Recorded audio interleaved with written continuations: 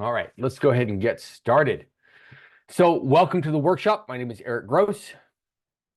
I will be your host for the day or the evening, not the whole day. That would be a bit much. And this is me with less gray hair, right? That was a little bit that was a little bit ago. Excellent. Raj, you got a couple years experience. Look for okay, excellent. HSBC. Wow. So yeah, I'm a software developer, have been for many years. Someone was asking me the other day, like, how long have you been coding? And I looked at it, 44 years. I've been coding for 44 years. Yeah, I started when I was 11. Leave me alone, I'm old.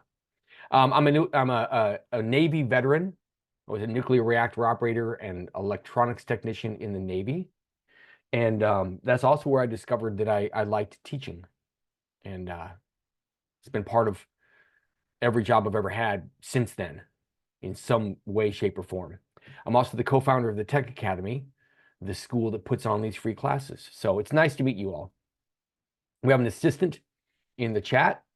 You will probably see Cheska hop in and out with various things. There she goes. Her job is to watch the chat, help move things along, remind me of things when I need it, answer any questions. Please be nice or she will boot you in a heartbeat. We rarely have problems with that. We have really great people that show up to these classes. We already all know how to use chat. You're all clearly doing that, which is wonderful. Excellent, Dallin. Yeah, cybersecurity is, if you've got cybersecurity skills, you should have job security. That's excellent. So here's the basic agenda today. We're going to have a short explanation of the Tech Academy, and we'll dive into our workshop. There'll be a brief Q&A session, although I do try to watch the chat all the way through these things. Please don't hesitate to ask your questions. I'm here for you. I really love helping people find out all about tech, answer any of their questions. And so don't be afraid to ask anything in the chat. There is, when we're done with that, we'll do a brief Q&A. We'll have some information about our boot camps. There's a free gift at the end, so please stick around till then. Whole class should take about an hour, maybe a bit longer. So let's have a quick introduction to the Tech Academy. I'll make this really brief because we'll have more information later on. The Tech Academy delivers boot camps, which are intensive technology training certification programs. They're designed to prepare people for entry-level jobs in tech. Typically, they'll last 3 to 6 months. They focus on modern, practical skills. What do you need on the job? That's what a boot camp is. At the Tech Academy, we've been delivering thorough, budget-friendly, flexible, trusted coding boot camps for over a decade, which is pretty cool considering the industry is a little over a decade old. We were around at the very beginning of the boot camp industry. Our certification programs are cost-effective. They're self-paced, which is kind of unique. More on that later on. They're fully online. They're tailored for beginners, people that have no prior technology or coding knowledge, which is cool. They teach in-demand skills for the tech industry. They're endorsed by stellar online reviews. They're designed to fit around your personal schedule. They're really flexible. And we try to prepare people for a tech career with a really well-rounded toolkit, if you will. Nationally, in America at least, the average price of a boot camp is around $13,000 or $14,000. Ours are under the national average. We have boot camps that start as low as $59.80, which is pretty cool. And I always like to read our mission statement because we put a lot of thought into this a decade ago, and it still holds true today. Here's our mission statement: to graduate entry-level technology professionals that excel in the basics of their field and thereafter have successful careers in the tech industry, and whose actions raise industry standards and surpass client expectations. Our product is you working in tech. So, a couple quick expectations about the class. I'll provide you with simple definitions for technical terms. We'll explain technology-related concepts in plain English. In this particular class, there is no coding. We do regularly offer classes where you can actually get your hands dirty and do coding, which is cool. You can register for our next coding class on Meetup. Cheska, if you can drop a link to the next free class in chat, I'd appreciate that.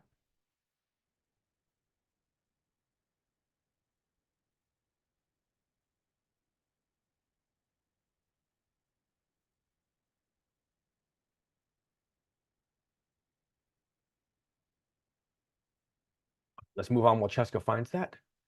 And we will switch to the workshop proper.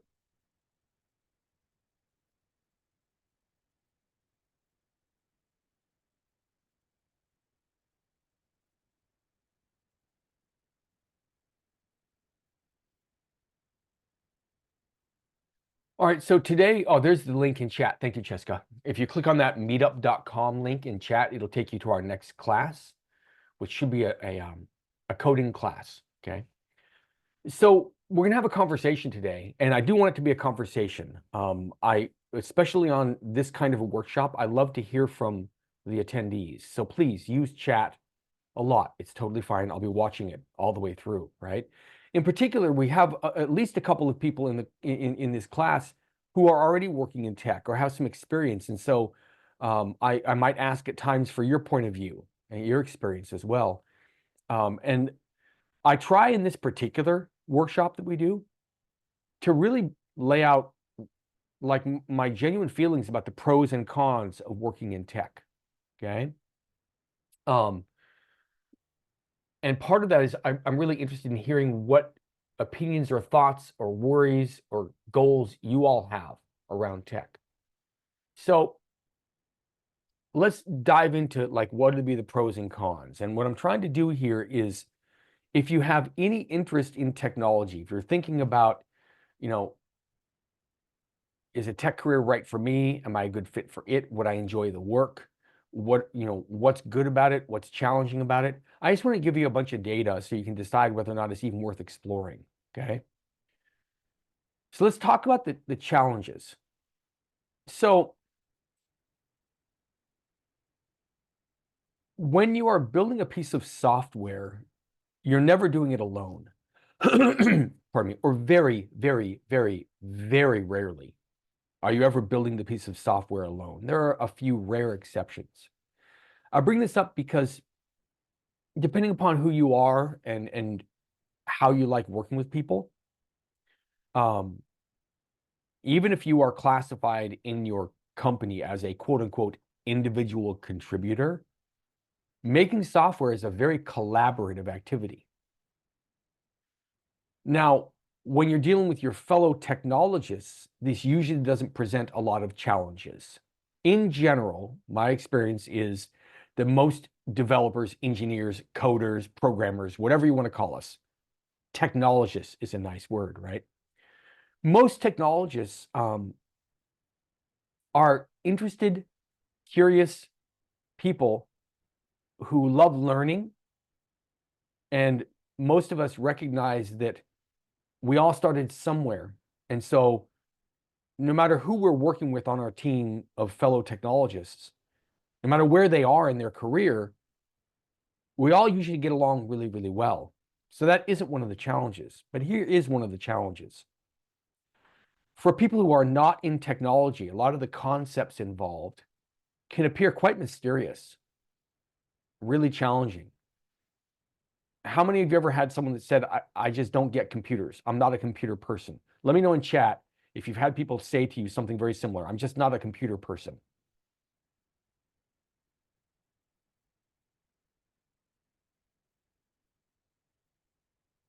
Drop something in the chat if you've seen that. I know I've heard it fairly often when I tell people what I do for a living. Oh, I could never do that. I'm not a computer person, right? Absolutely. Often. Yeah, people say that. Absolutely, right? Well, if you're just sitting casually at a social event and you hear that from someone, it's not going to have much impact on you probably. But when you're working in a technology environment and the people who don't quite understand technology or aren't computer people, when you have to work with them, it can be challenging. For instance, while there are a lot of approaches to trying to predict how long a particular item of work in technology might take, it's an inexact science at best. And so you might find that people that are supervisors, executives, product managers might have a very unrealistic idea of how long it takes to do something. Here's one of the most common reasons why. When people interact with software, all they see is the user interface.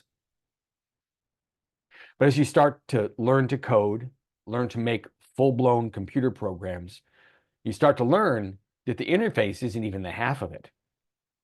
In order to make that nice, comfortable to use interface, a tremendous amount of work has to go on under the hood, if you will, that the executives, managers, project managers will never see.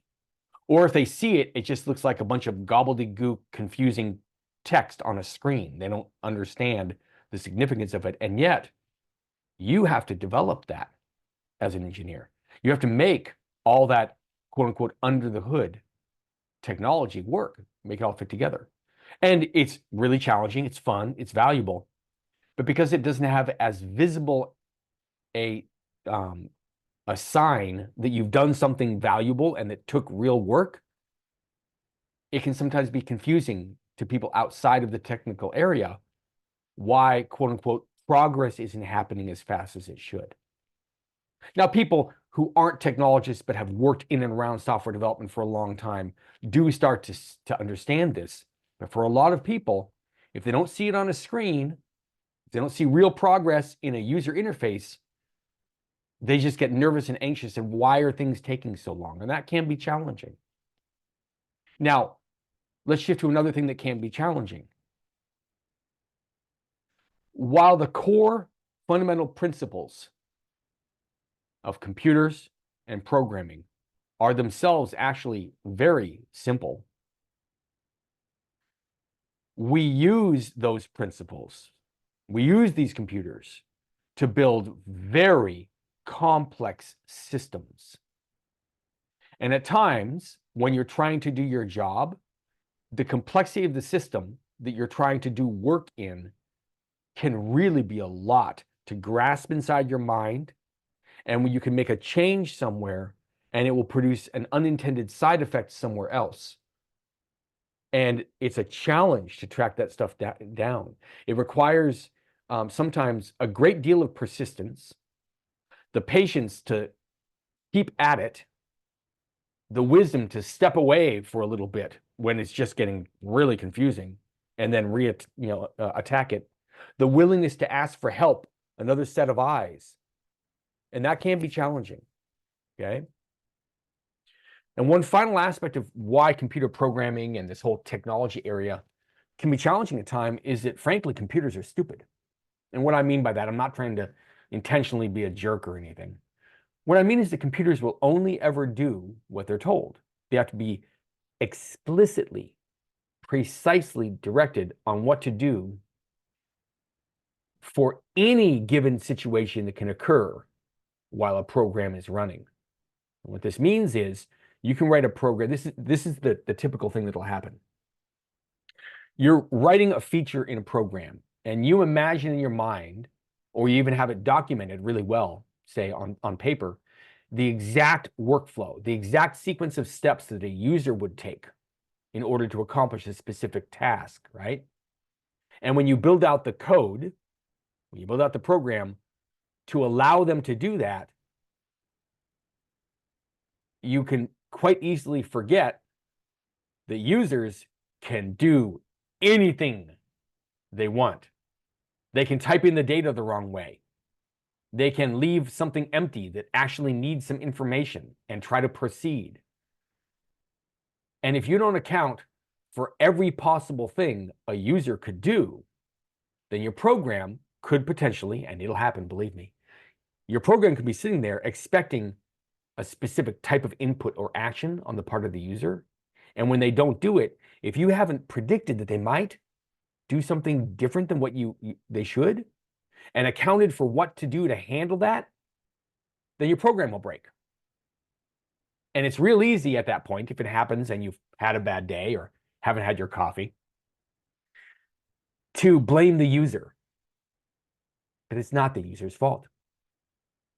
It's technically ours as engineers, as technologists, and it all stems from this data I just gave you, which is that computers are stupid. You and I can figure out what the person meant, what they should have done. A computer can't figure out anything. And so these are some of the things that could be challenging, right? There's a few pros, and one of them is work-life balance. And I want to talk about this in some detail, but I want to ask a question first. So get ready to put something in chat if you don't mind. I'm keeping all the answers private, right?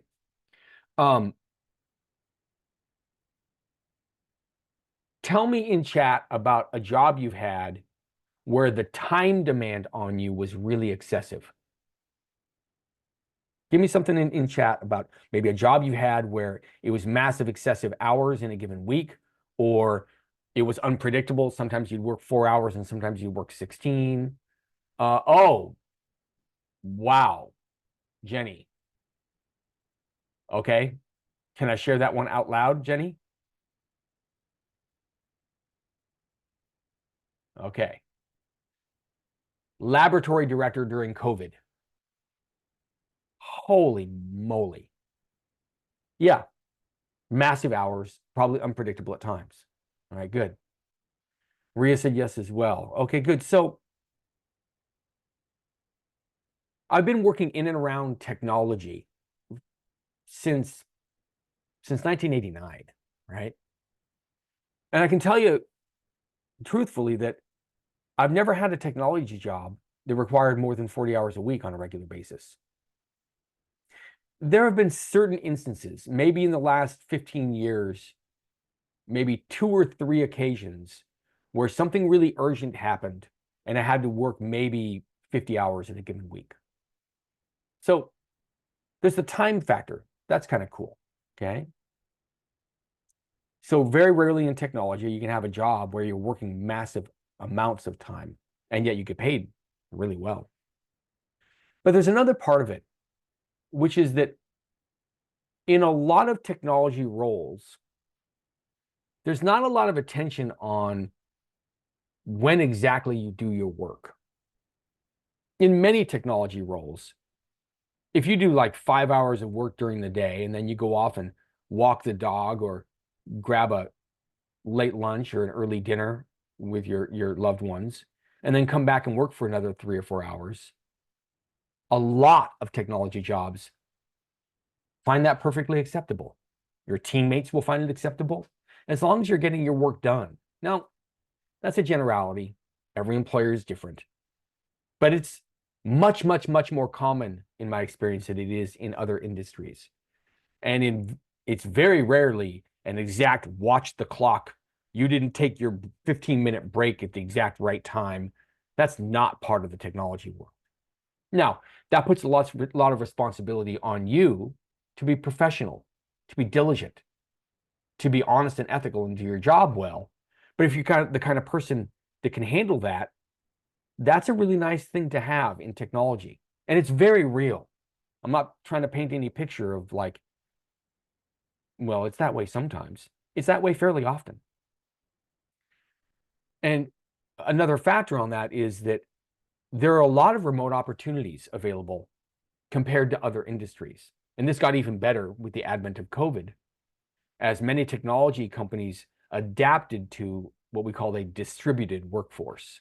People will work in lots of different places, right? And so for some people, that's important. For some, it isn't. Some people really enjoy that experience of working in an office, and some are fine with working on their own in their home office or whatever. But if that's something that is important to you, it's quite common, actually, in technology. It's quite common, okay? There are certain industries where it's physically impossible to do that kind of thing. The example I always like to bring up, because it's kind of an easy one to think with, is if you are a bricklayer, if you're a mason, you can't be a bricklayer remotely. It's not going to work. Technology work, knowledge work is different. And so that is a pro to the technology industry. Another one, and depending on who you are, this could be a pro. For a lot of people, it's a con. There is low physical activity. I'm not going to lie. For a period in the early, like the mid-aughts, I think that's what we're calling 2000 to 2010, the aughts, right? Um, I owned and ran my own appliance company. I found a really lucrative niche that actually leveraged my technology training. I would buy washers and dryers that had a lot of computer boards in them, which appliance manufacturers went crazy for computers at a certain point. And the challenge with those is that if the computer board goes bad, a replacement computer board is $200, $300, $400, and no one's going to do that. And so they just get rid of the machine. I was trained in the Navy as an electronics technician, and I can take a computer board and replace individual components on it, components that cost 75 cents, and suddenly the washing machine works again. The point is that for a while, I actually had a pretty physical job. I was building software still on the side, and that was great, but I had a physical job. I was throwing washers and dryers around and moving refrigerators, and it was good for me. And then the economy improved, and people were just buying new machines instead of refurbished machines, and I went straight back into hardcore, just I'm a technology person, right? I added a few pounds to my weight over that time. In technology, yeah, there's negative health impacts to sitting too much. It's not the best thing in the world to stare at screens all the time. There can be ergonomic issues, like, issues with the back and that kind of stuff. It's a factor, right?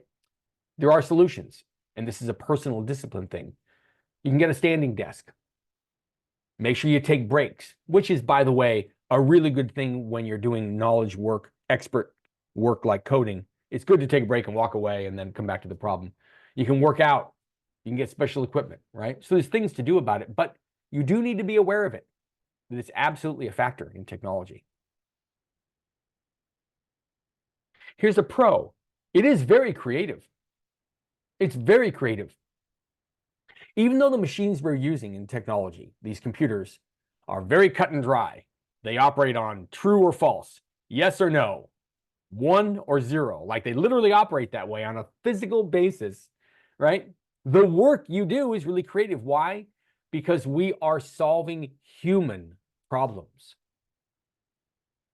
And there's so much opportunity, especially as you get more and more experience in the industry, to solve those problems in a very creative way, in a way that really considers human behavior and emotion. And if you enjoy that kind of thing, you can be an incredible voice on your team for the human experience. And not only providing a lot of value, but you get to utilize that creativity that matters to you. Some of it's very direct too. If you're like design oriented, like we have a phenomenal user interface and design boot camp, and people love it, especially if they have that kind of creative, artistic, visual appearance point of view, which really does matter in software, right?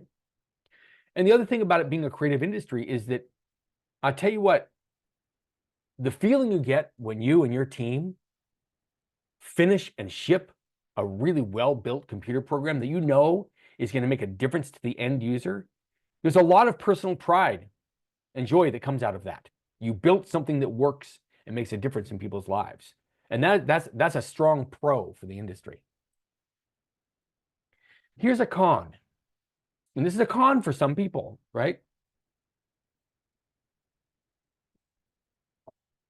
It is unlikely that you will know exactly how to perform every task that you're confronted with. So study outside of work will be necessary. There are a lot of jobs where that's not true. Technology is not one of them. Technology changes perpetually and will continue to do so. Now, there are certain areas of technology that are relatively stable. The basic design of the personal computer that we all use, whether it's a laptop or a desktop or whatever, the basic principles involved there remain relatively unchanged since about 1977, 1978. But look at the web. Look at websites and how often what's popular changes. And as you start studying web development, you come to realize that like that is an ever-changing landscape, and you have to constantly study and keep up to date on what's going on. Look at cybersecurity. One of the attendees tonight talked about going into cybersecurity. You have to be very aware of this incredible shifting landscape of bad actors and the very creative ways they come up with to attack electronic systems. In other words, and this, again, I'm bringing it up as a con because some people don't prefer this.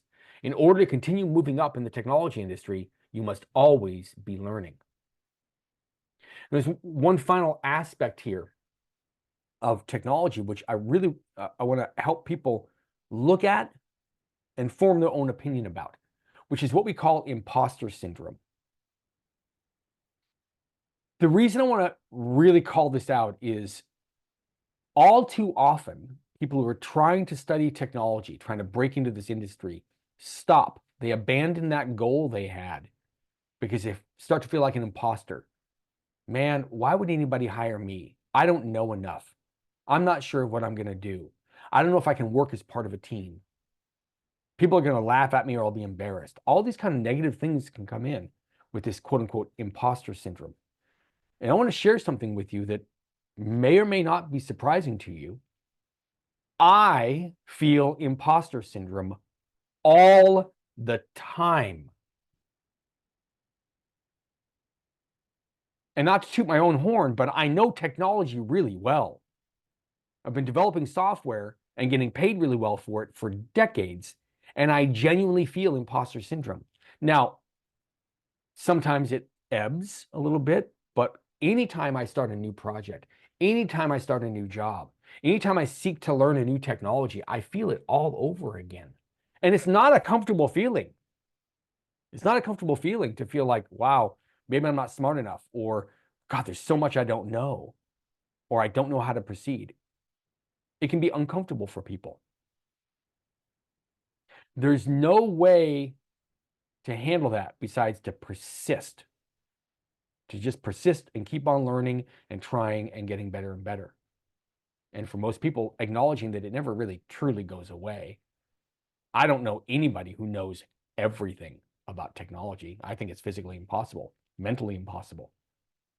But I do want to share that point of view, that personal experience, which is that for me, it's never gone away. Now, there are some things that I know very, very, very well, that I'm very confident in. But if you compare the things that I know really well to the number of things that I know I don't know, that pile is much bigger. The number of things I know that I don't know is much bigger than what I know in technology, and yet I'm successful in tech. And let's not even talk about things that I don't know I don't know.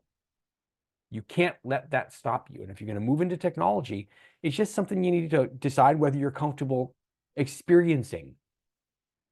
I do want to tell you that it is completely handleable, and that every technologist, in my experience, feels some of that same, attitude or internal dialogue, if you will. But that can be a con for a lot of people. Here's a pro. Technology is one of the most stable businesses on the planet. The need for talent is not going anywhere. Now, there can be short-term, temporary modifications in that. We're kind of going through one right now where the news that loves to scare people is telling you all about how hard it is to find a job. And Roger, you have a perfectly fair question, okay? I will tell you this. In 2013, in the spring of 2013, when the idea for the Tech Academy first came about, I had found out about boot camps. That's a story for another day. They were brand new. They'd been around for about 6 months at that point when I found out about them. And I started looking at it like, wow, I love teaching people. I've already been tutoring people on the side. This is really cool. Well, I know I do okay in tech. But what does the job market actually look like? So I went to the Bureau of Labor and Statistics, which is a U.S. government division. That's what they do, is they gather statistics about labor. And for the technology sector, this is, again, spring of 2013, they were projecting that between 2013, and 2023, the 10-year look in the technology arena, they were projecting that there would be 1.1 million new jobs needed in technology. But also in that report was what they saw as the major problem. And here's what the major problem was. I want you to remember that it's spring of 2013. Boot camps don't exist, or they might as well not exist. There were maybe 7 or 8 of them in the country. So boot camps don't exist. So how do people break into technology? There's only 2 ways at that point. Go to college and get some sort of information technology degree, either a pure computer science degree or information sciences, or there's several different variations. Go to college for 4 years for $100, $150, $250,000, depends on where you go, or be self-taught and claw your way into the industry. Those were literally the only 2 ways to break into tech. And there weren't any like, if you go out and get this certificate, then you're guaranteed to get a job. There wasn't anything like that in tech.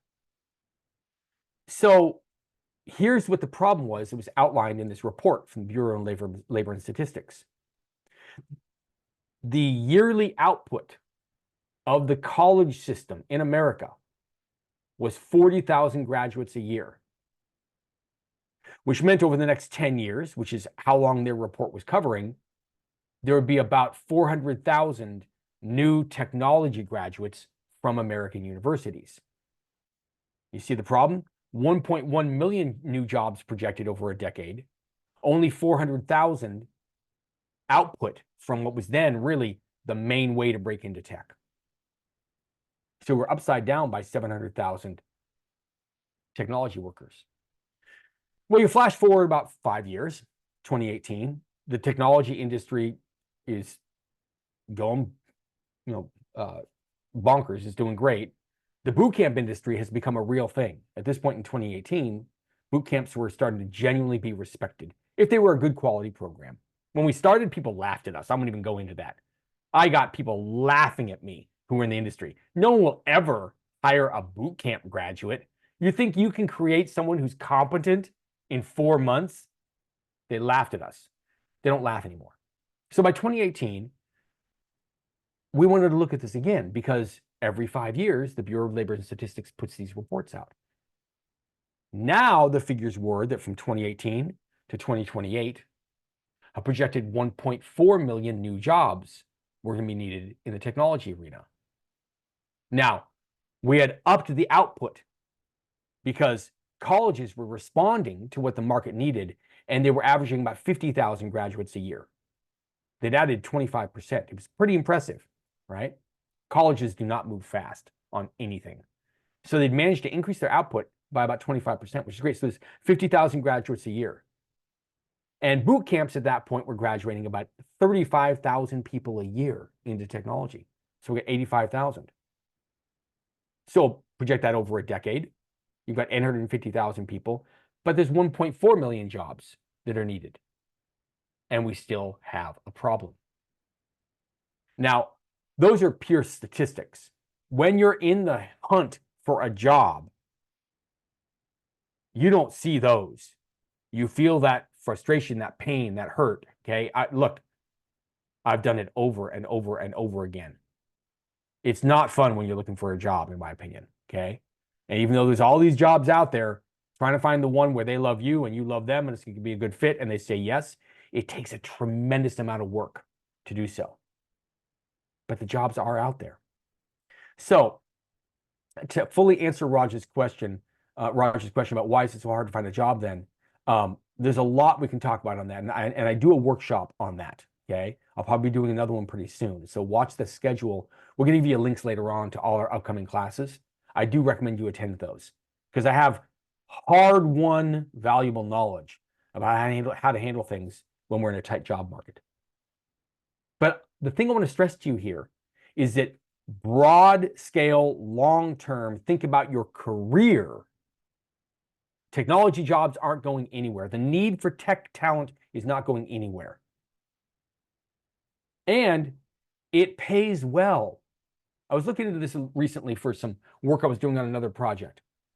The average salary in America across all industries, everything, encompassing every single socioeconomic band, from people in abject poverty to people that are millionaires. The average salary in America is $67,000 a year. The average salary for a software developer is $123,000. Now, yes, there's people that get paid very poorly as software developers. I've seen it. I've seen people working for $23 an hour, which is like, why would you do that? I have a lot of good friends that make about $900,000 a year as software developers. There's a big range in there. The point I want to make is, taken on a whole, technology pays very well compared to other industries. And when you combine that with rarely working more than 40 hours a week and having good work-life balance, kind of a cool thing. Now, that's a bunch of positives and a bunch of negatives. How do we prepare for tech? Well, there are now 3 routes into technology. And I know all 3 of them decently well. Okay. Self-taught, colleges, and boot camps. That's how to break into tech. Now, obviously, the one I know really well is boot camps. Having been there at the beginning of this thing and watched the industry form and grow, I know it really, really well. I also do happen to know the self-taught route pretty well, because when I was a kid, there wasn't any real formal way to learn about computer programming. It really was just stay in the computer lab at your high school and hope there was a decent manual that wasn't written so it would put you to sleep, or ask someone else who was a bit of a hacker and messing around with it. There wasn't a lot of structure around this at all. And so a lot of what I learned in those early years was self-taught. It was a specific thing I wanted to build. I had to figure out how to build it, right? So I know the self-taught route really well, and I've worked with a lot of really, really bright, talented, awesome self-taught developers. I also, over especially the last 10 years working in the bootcamp industry, I've learned to know the college and university route to breaking into tech. And there's a whole lot I could say about the pros and cons of each. In fact, we've done that as one of these, free workshops before.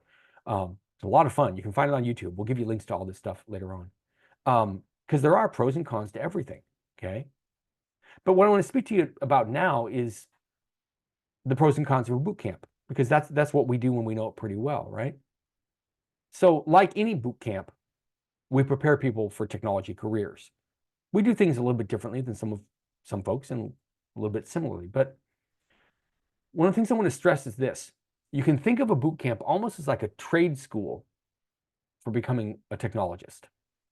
You can go to a trade school to be an electrician. You can go to trade school to be a welder. You can go to trade school to be a plumber. And by the way, those are great, well-paying, stable jobs that do not require degrees, which is pretty cool. So think of a boot camp, a good boot camp, as a trade school for becoming a technologist. Well, like any trade school, there's no possible way to teach students everything. What you're teaching them is the skills. You teach them fundamentals. You teach them the skills they're going to need when they hit the job day one.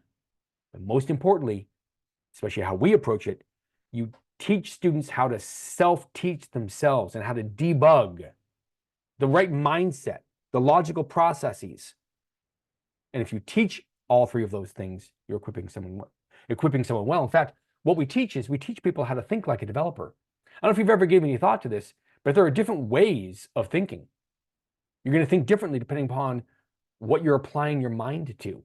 And when you apply your mind to computer programming, there is a way to think like a developer. And when you learn it, it changes a lot of things. It also happens to make you very, very valuable, because the kinds of problems you solve with that approach to thinking are hard problems that solve difficult situations for companies. And they really want those solved, and they pay really well for it.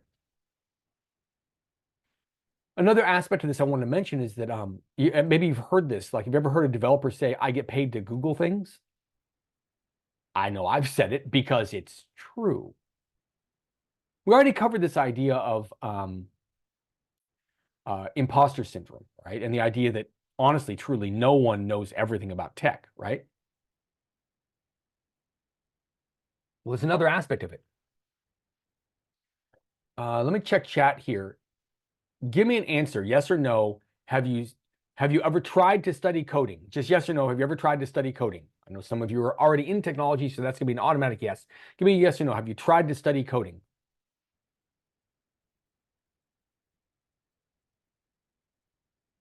Got a yes, got a no.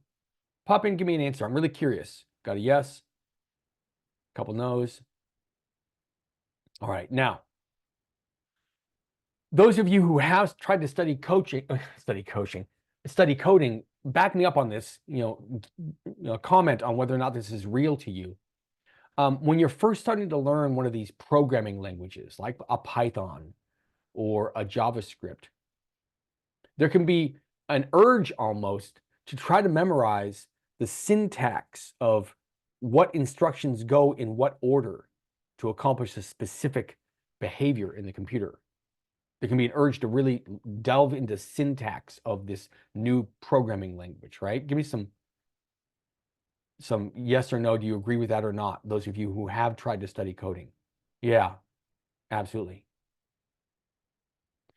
One of the things, yeah, and all the time, right?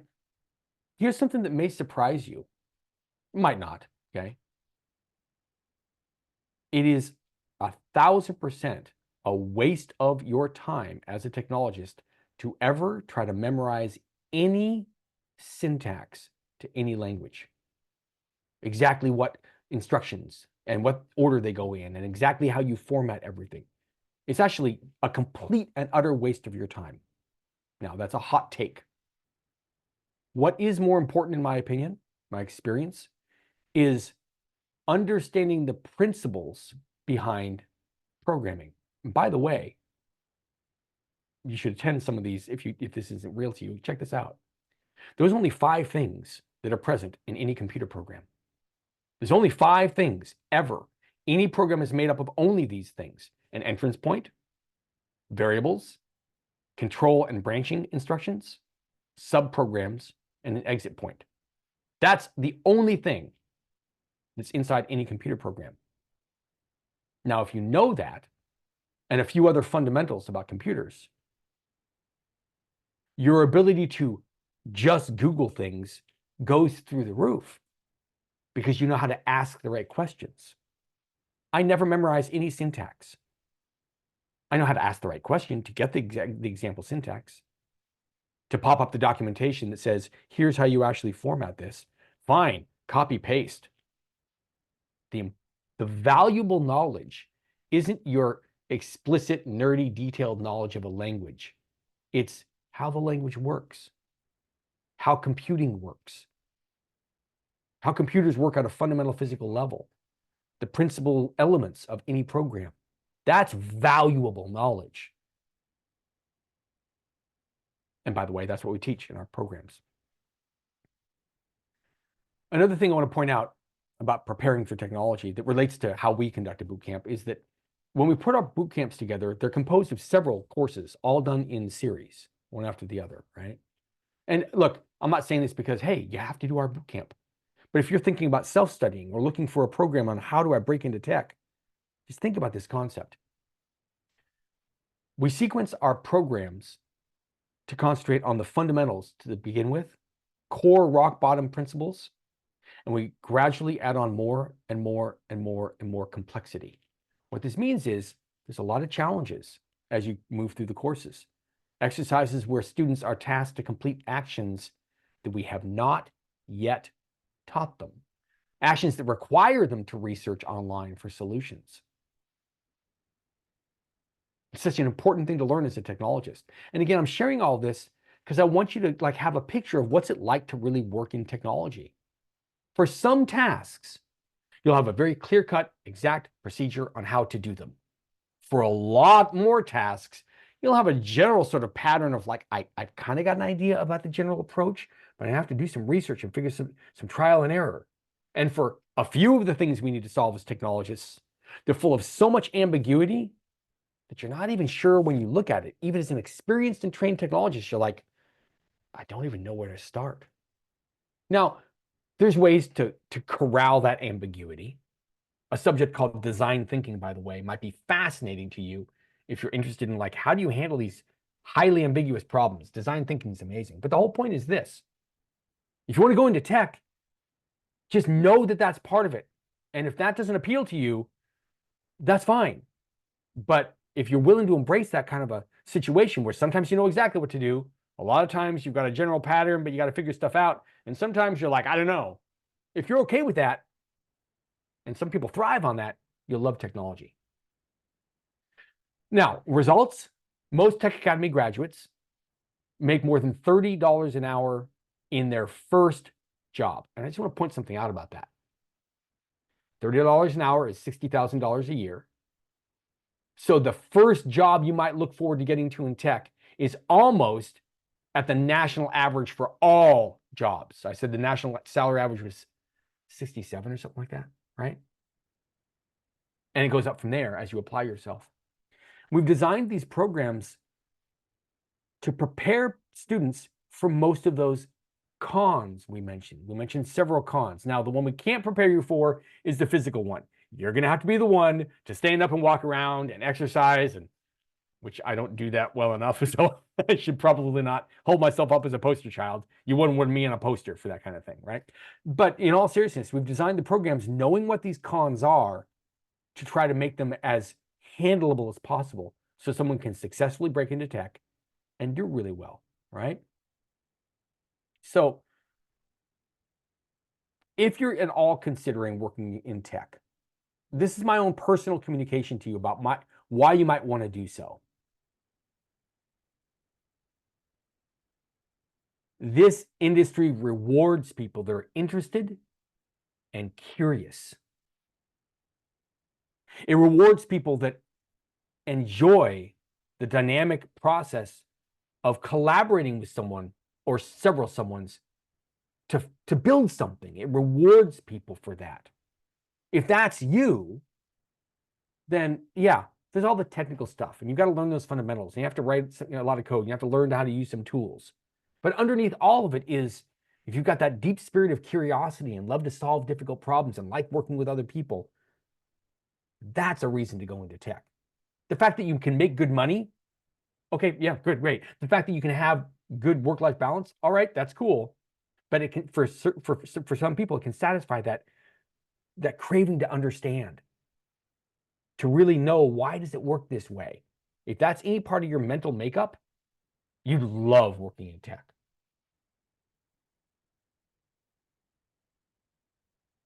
Now, I said I was going to give you all an opportunity for Q&A, but during the thing, but I kind of didn't pause enough and ask for that. So before we move on, post any questions you have in chat. I'll tell you, like, I'll answer anything you kind of want to know about tech or anything really. You take a sip of water. Anybody who wants to ask anything, just types it.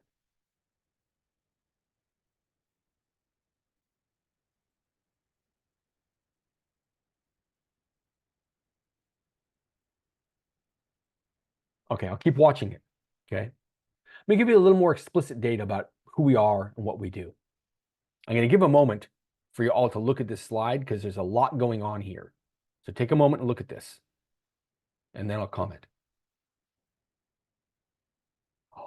Oh, Ria, that's a good one. Let me speak to this slide first, Ria, and then I'll answer that one. I really like that.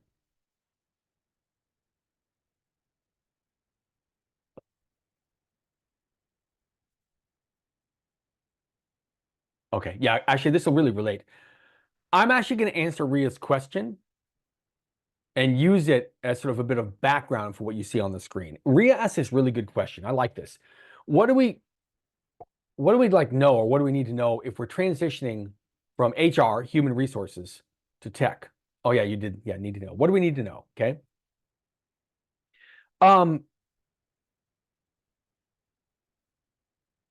The short answer is that it's not too much different in terms of transitioning from any other career, but I'm going to get a little more precise.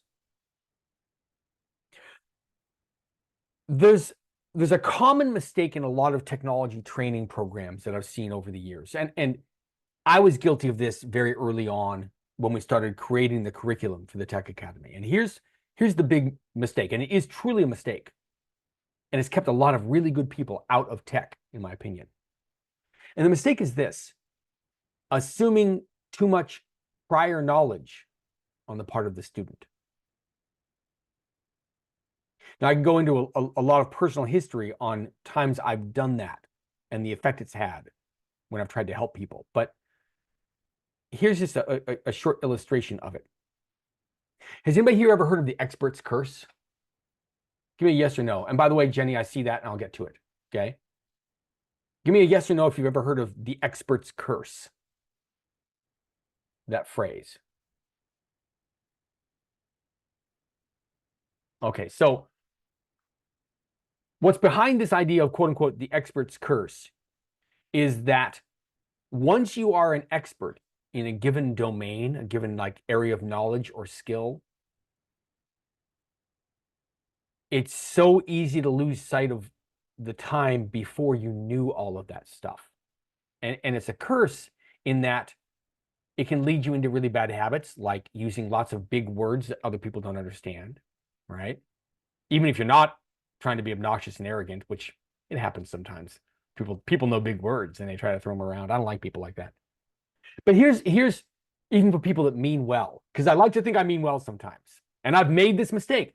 Here's what this quote unquote expert's curse means. It means that you have to make a very conscious effort to remember what it's like to know literally nothing about the area you're now an expert in. It can be quite difficult to adopt that viewpoint. And when you make technology curriculum in particular, but you've forgotten what it was like to genuinely not know anything about the subject, you are guaranteed to assume too much prior knowledge on the part of the student. So to answer your question, because that's rather long-winded, what you need to know in short are the following. What goes on inside a computer? Physically, how does a computer work? What are the fundamental elements of any computer program? How do you take a computer program that's written in a language and turn it into a form that the computer can actually run? What are the basic data types that you might find in a computer? Is it numeric data? Is it alphanumeric, like letters and numbers, right? Is it a data structure like an array, a collection of items? Like, what are those fundamental data structures? How do I make my own data structures as needed for the situation I'm creating a program for? These are some of those fundamentals that you might need to know. What are the fundamentals of the web? Almost every single computing situation on Earth now involves the web in some way. What are the fundamental principles behind how the web works? These are things to know. And there's several other fundamentals. But the thing you would need to know, what are those fundamentals? Then you need to know, how does version control work? If software is a collaborative activity, and Erik keeps saying software is like, you don't just do it all alone, it's collaborative.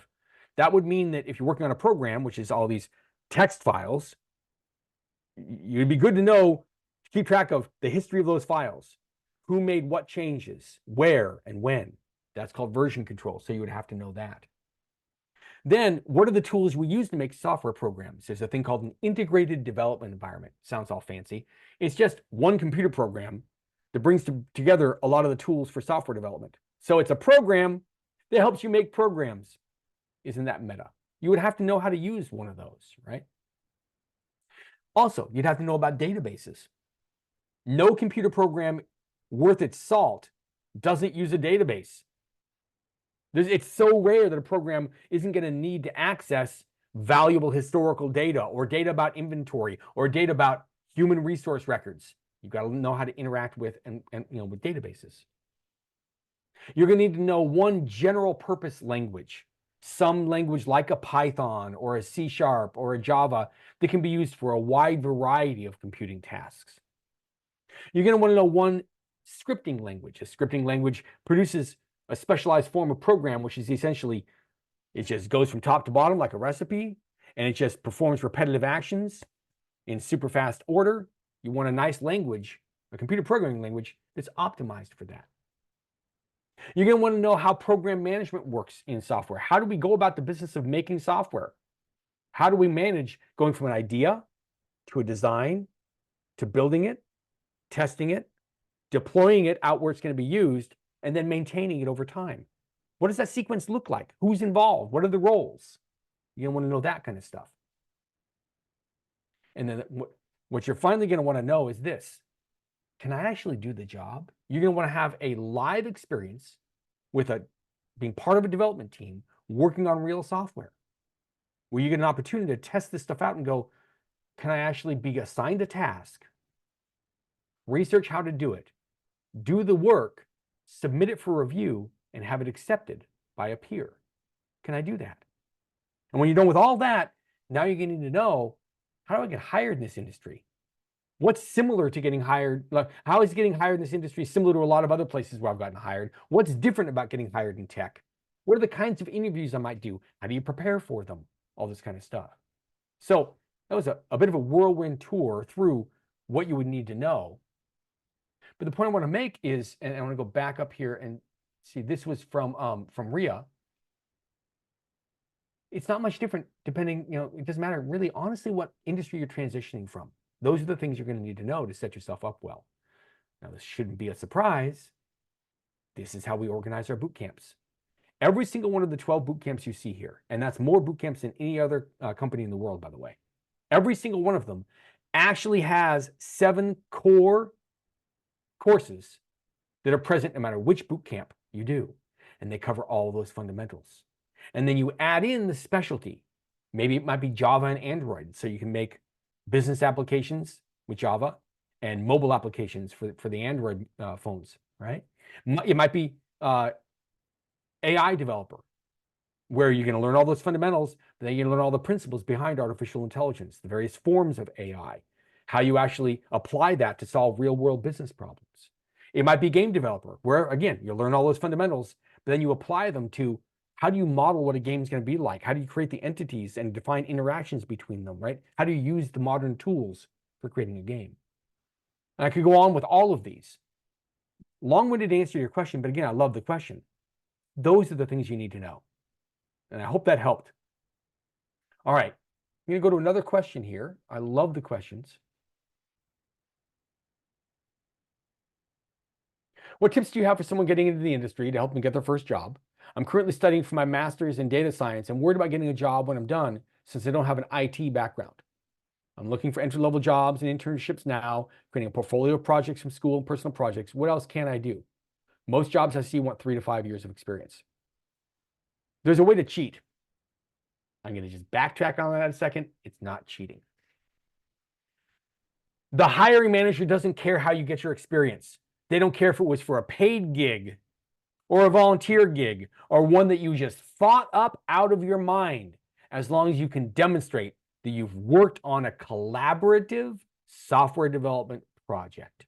So a way to, quote unquote, cheat is to partner up with 1 or 2 other people who are at the same point of your career and build something real. Come up with a real situation, a real type of software that you would have to build, and build it. But here's the secret: build it in public. Actually record all of the sessions. But I did this with a bunch of students about 3 years ago. I had a thing called 5 Live Code School, and we streamed all of our classes for 6 months on Twitch. And then as soon as we were done, I'd upload them to YouTube.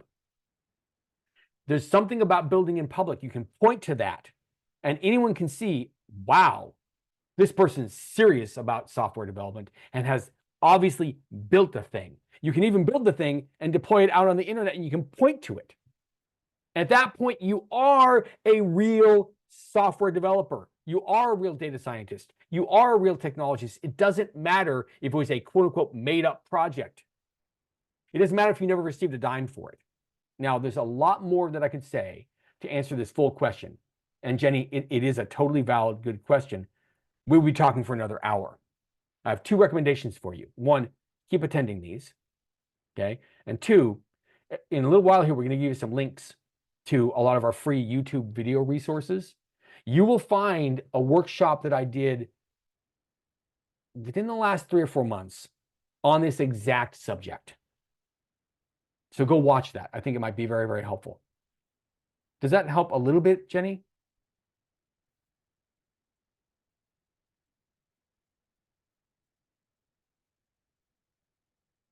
Good, excellent, Jenny. And I can answer this one really quick. Rena asks, is it common for entry-level cybersecurity roles to be remote? You mentioned that many software developer jobs are remote, but it's the same true for cybersecurity. I shouldn't have even specified software developer. I just meant technology jobs. Yes, it's quite common now for lots of different jobs throughout this entire ecosystem. Everything you see on the screen here. Not all jobs are remote, but many of them are in all these areas of the industry. That's a good question. I like that. By the way, we consistently land on every major best coding bootcamp list there is out there. And by the way, for 4 of these, I don't know anybody at Newsweek. Okay. But for the other 4, I happen to know the principals involved, the people involved in these organizations, and they are very objective about their rankings. They don't accept nothing from anybody to influence their rankings. They're very proud of being very objective about their rankings. So we're super proud of the fact that we land on these awards because it's hard to get on those lists. Our average review rating across all major bootcamp review websites is 4.8 out of 5 stars. And those reviews, I love these platforms. They're only going to accept reviews from people that are students and graduates that actually know what they're talking about with the program. They're very picky. And so our 4.8 makes me feel great. So why work in tech? To summarize, it's got great work-life balance. Remote work is possible. It's a very creative industry where you can take personal pride in your work. It's a stable industry that pays well. And if you apply yourself, then you can get regular increases in pay. Jenny, same thing on that last question. What sorts of projects would you recommend to someone do for their portfolio? Real life business problems, theoretical. Find that video. I want you to get a full answer to that question, and I answered that in that video. It's a great question. So, where I talked about the barriers to entry, we know it can cost a lot of money. We offer upfront discounts, monthly payments, doesn't matter what your credit is. And truly, I think you've gotten the point. If you're interested in getting into tech, doing a boot camp is an investment in yourself. You're giving yourself incredibly valuable skills that'll be in demand for a long time, right? It does take a certain amount of time to get through a boot camp. There's a lot to learn. Some boot camps, they make you train in a cohort. Everybody starts on the same day. They all go through the material at the same pace. And some of them even make you come into the building. All of our programs are online. They're all self-paced. You set your study schedule with us, which means part-time studies allowed, so you can study concurrently to holding down a job or going to school. Absolutely, Jenny, thank you. The last one, I think I've covered this, just a final note on it. You do need to have some technical interest or ability to get through boot camp. But again, if you felt at times like, wow, am I an imposter? Is this stuff is going over my head? Is it me? It isn't you. Some materials are too hard because of everything we talked about earlier with assuming too much prior knowledge. We don't do that. With a Tech Academy bootcamp, you don't have to be a nerd to get through it. You have to be a nerd to recognize some of the stupid jokes that I use in the curriculum. That's a separate thing, right? But you don't have to be a nerd to get through it. So you don't have to have any technical background to enroll. So ask yourself, is it a time for a change? Are you working a dead-end job? A job where when you look ahead 5 or 10 years, it's not really going to take you where you want to be. Or maybe you've been unemployed. Maybe you want to work from home. You want to have a different work-life balance. You want more time with your loved ones. Only you can answer this, but is it time for a career change? If it is, Tech Academy is the solution. We're career change experts. That orange bridge you see there, that's there for a reason. We're trying to build a route into technology for everyone. And as long as you can read, write, and do basic math, you can get through our programs. We've got over a decade of experience. This is not just like at the beginning when we're like, we hope we can do this. We know we can do this. We've gotten thousands of people into tech. The average wage is $30 an hour in their first job, right? And they're working everywhere, from small businesses to the big dogs like Nike, Facebook, Disney, Uber, Epic Games. We've got people working everywhere. So as a reminder, we have open enrollment and you can start anytime. All right, now, we're in September. And I hadn't made the decision about whether or not to show you this next slide yet. Okay. I'm the co-founder and I make a decision. If you enroll in September, there's a bunch of special things that could happen for you. First is a 50% tuition discount if you can pay up front. Depending upon the boot camp that you're interested in, that could save you up to $9,000 or $10,000. And if you need a laptop and you live in America, we'll send you a laptop that you can use for your studies. Also, no sales tax. No matter where you are, we'll handle the sales tax. It gets paid. It's the right thing to do to pay your taxes, but we'll pay it for you. We will also ship you a collection of our books. I haven't talked about this yet, but we've written some really good technology books, including an Intro to Coding book, the Computers and Technology Simplified book that we wrote, and a Technology Basics Dictionary, so you have simple, clear definitions for technical terms to hand while you're studying. We will also give you a copy of our career planning guide, which shows you an exact roadmap for what to do during the first 6 months, 18 months, and 36 months after you get your first role. You love it. Like, I've never seen anything put together this way, but we knew it was needed. So Jack and I, my co-founder, we wrote this earlier this year. Honestly, if you apply that stuff within your first 3 years of getting your first job, you'll be doing well over 6 figures by that point. Also, if you sign up in September, you'll get 3 months of free access to the Tech Academy Accelerator. Now, I love this service. We thought about this earlier in the year and launched it, and it's doing really, really well. What's the Accelerator? A really inexpensive subscription service where you get 3 things. Over 100 free educational videos, over 100 mini courses on technology subjects, but more importantly, you get these weekly workshops with me. And they're not like these free classes. They are deep dive, nerdy career accelerator workshops where we pick a subject and we dive deep into it and we build code and we break things. And like, it's an opportunity to see what real coding is like in a huge variety of disciplines.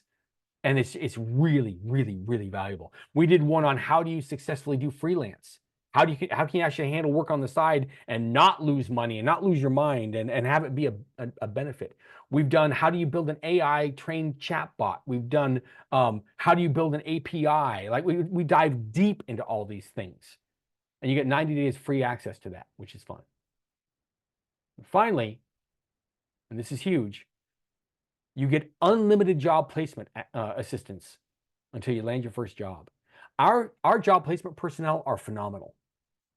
We have learned a lot by getting thousands of people into tech, and our job placement personnel are trained on all of that, and you have full access to them for as long as it takes. As long as you're still working on it, we're there with you to help you get the first job. So if this is of any interest to you at all, then request some information. Cheska, can you drop a link into chat?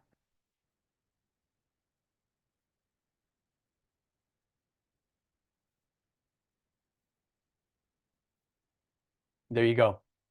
When you fill out that form, it's a simple little form. There'll be a series of steps all about the Tech Academy.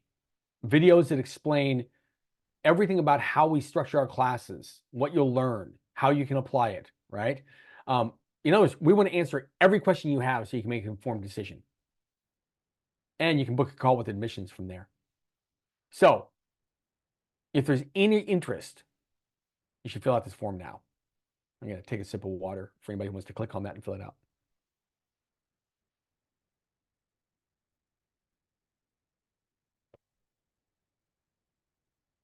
And by the way, stick around for your free gift. We'll be there in just a second.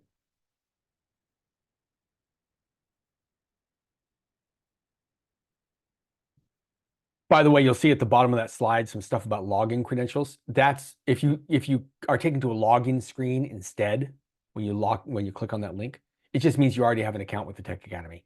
And those are how to figure out your username and password. All right, let's talk about a couple of other minor things here. We do have a referral program. Since our graduates really love us, referrals are one of the top enrollment sources over the last decade. And we instituted a long time ago a 5% commission payment for all enrollments that come from a referral, right? Now, that's not just for our students and graduates, though. You can do that too. If there's someone that you really think should look at this opportunity, send us their contact information. In a moment, you'll have an email address to use. Send us their contact information. We keep track of that, and we'll cut you a check if they enroll, and we'll send it right to you because you deserve it. You'll really be helping someone a lot.